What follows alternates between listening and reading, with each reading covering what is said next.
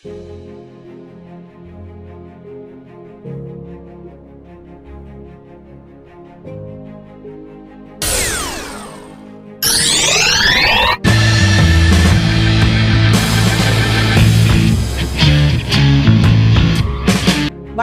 அதிகாரா யாழி ரியாலிட்டிக்கு உங்களை வரவேற்கிறோம். இன்று நாங்கள் அம்பத்தூரில் ஒரு மனையை பார்க்க போகிறோம். இது அம்பத்தூர் ஓடி பஸ் நிறுத்தத்திற்கு மிக அருகில் உள்ளது. ஜி.கே. ஷெட்டி விவேகானந்தா வித்யாலயாவுக்கு எதிரில்.